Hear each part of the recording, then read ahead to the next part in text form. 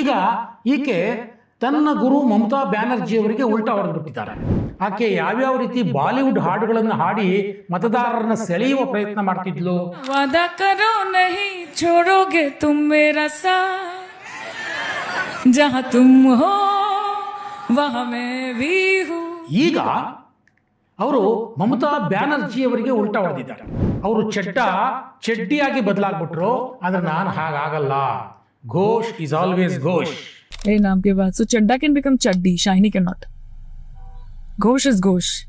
ಈಗ ಮಮತಾ ದೀದಿ ನಮ್ಮ ನಾಯಕರೇ ಅಲ್ಲ ಅಂತ ಹೇಳುವವರ ಪಟ್ಟಿಯಲ್ಲಿ ಇವರು ಸೇರ್ಕೊಂಡ್ಬಿಟ್ಟಿದ್ದಾರೆ. ಸ್ನೇಹಿತರೆ ನಮಸ್ಕಾರ, ಹೊಸದಿಗಂತ ಡಿಜಿಟಲ್ ಚಾನೆಲ್ಗೆ ಸ್ವಾಗತ.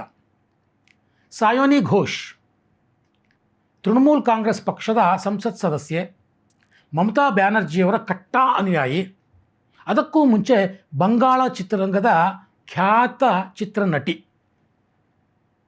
ಈಗ ಈಕೆ ತನ್ನ ಗುರು ಮಮತಾ ಬ್ಯಾನರ್ಜಿಯವರಿಗೆ ಉಲ್ಟಾ ಹೊಡೆದ್ಬಿಟ್ಟಿದ್ದಾರೆ. ಯಾರು ಅಂತ ಗೊತ್ತಾಗ್ತಿಲ್ಲ ಅಲ್ಲ? ಅವ್ರು ಗೊತ್ತಾಗಬೇಕು ಅಂದರೆ ನೀವು ಈ ದೃಶ್ಯವನ್ನು ಒಂದ್ಸಲಿ ನೋಡಬೇಕು.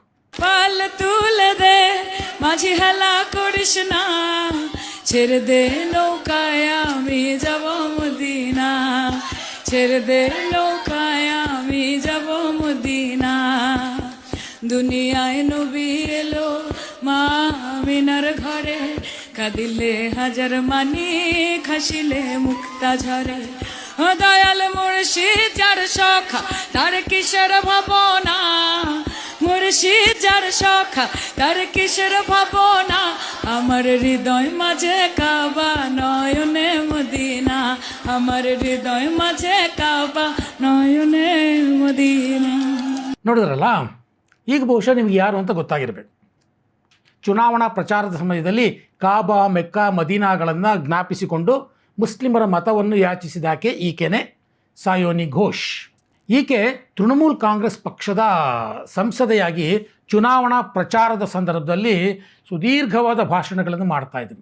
ಈಕೆಯೇ TMC ಅನುಯಾಯಿಗಳಿಗೆ ಮೋಸ್ಟ್ ವಾಂಟೆಡ್ ಅಟ್ರಾಕ್ಷನ್ ಚುನಾವಣಾ ಪ್ರಚಾರದಲ್ಲಿ. ಈಕೆಯ ಚುನಾವಣಾ ಪ್ರಚಾರ ಎಷ್ಟು ತೀಕ್ಷ್ಣವಾಗಿತ್ತು. ಆಕೆ ಯಾವ್ಯಾವ ರೀತಿ ಬಾಲಿವುಡ್ ಹಾಡುಗಳನ್ನು ಹಾಡಿ ಮತದಾರರನ್ನ ಸೆಳೆಯುವ ಪ್ರಯತ್ನ ಮಾಡ್ತಿದ್ಲು. ಇದೊಂದು ಝಲಕ್ ನೋಡಿ. एक ही बात बोलती है ना, वादा करो नहीं छोड़ोगे तुम मेरा साथ, जहाँ तुम हो वहाँ मैं भी हूँ, यही बोलता है ना. और इलेक्शन के बाद आप लोग क्या बोलते हैं? आप लोग बोलते हैं क्या हुआ तेरा वादा,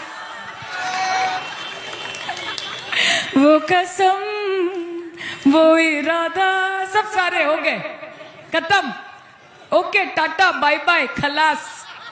ಈ ಹಾಡು ನಿಮಗೂ ಗೊತ್ತಿರ್ಬೋದು.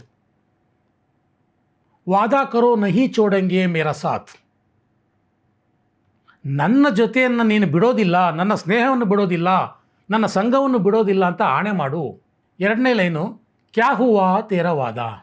ಎಲ್ಲಿ ಹೋಯ್ತಪ್ಪ ನಿನ್ನ ಆಣೆ ಪ್ರಮಾಣ. ಈ ಹಾಡನ್ನು ಇಟ್ಕೊಂಡು ಸಾಯೋನಿ ಘೋಷ್ ಚುನಾವಣಾ ಪ್ರಚಾರದಲ್ಲಿ ಭಾಷಣ ಮಾಡಿತು.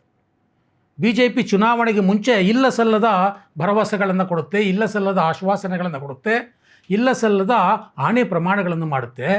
ಆದರೆ ಚುನಾವಣೆ ಮುಗಿದ ಮೇಲೆ ನಾವೆಲ್ಲರೂ ಸೇರಿ ಅವರನ್ನು ಕೇಳಬೇಕಾಗುತ್ತೆ, ಕ್ಯಾ ಹುವಾ ತೇರಾ ವಾದ, ಎಲ್ಲೋಯ್ತಪ್ಪ ನಿಮ್ಮ ಆಣೆ ಪ್ರಮಾಣ. ಈ ಥರ BJPಯನ್ನು ಗೇಲಿ ಮಾಡಿ ಚುನಾವಣಾ ಪ್ರಚಾರದಲ್ಲಿ ಭಾಗವಹಿಸಿದರು ಸಾಯೋನಿ ಘೋಷ್. ಈಗ ಅವರು ಮಮತಾ ಬ್ಯಾನರ್ಜಿಯವರಿಗೆ ಉಲ್ಟಾ ಹೊಡೆದಿದ್ದಾರೆ.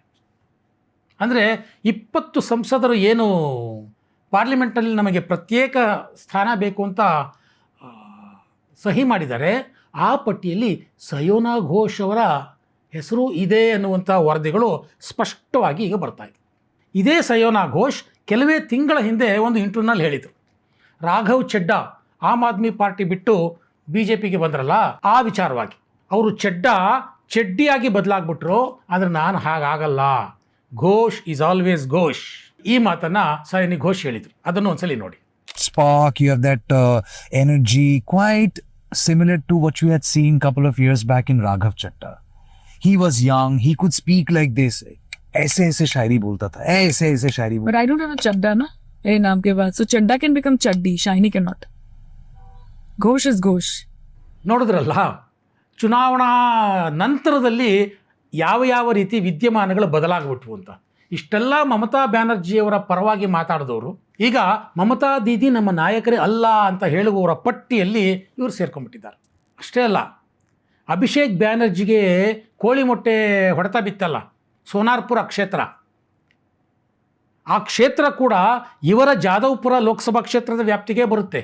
ಆ ಭಾಗದಲ್ಲಿ ಇವರೇ ಸಂಸದೆ. ಆದರೆ ಅಭಿಷೇಕ್ ಬ್ಯಾನರ್ಜಿಗೆ ಕೋಳಿ ಮೊಟ್ಟೆ ಹೊಡೆದವರ ವಿರುದ್ಧವಾಗಿ ಒಂದೇ ಒಂದು ಮಾತಾಡಲಿಲ್ಲ ಸಾಯೋನಿ ಘೋಷ್. ಆಗಲೇ ಬಹುತೇಕರಿಗೆ ಅರ್ಥ ಆಗಿತ್ತು, ಈಕೆ ಏನೋ ಉಲ್ಟಾ ಹೊಡೆಯೋ ಸಾಧ್ಯತೆ ಇದೆ ಅಂತ. ಈಗ ಅದು ನಿಜ ಆಗ್ತಾ ಇದೆ.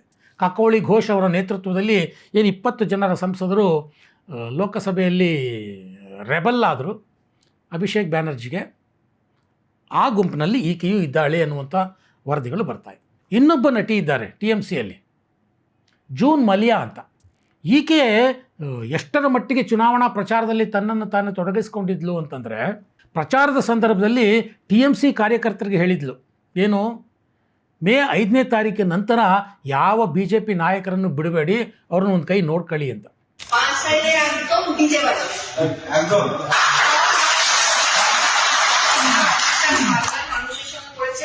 দিদিকে যেভাবে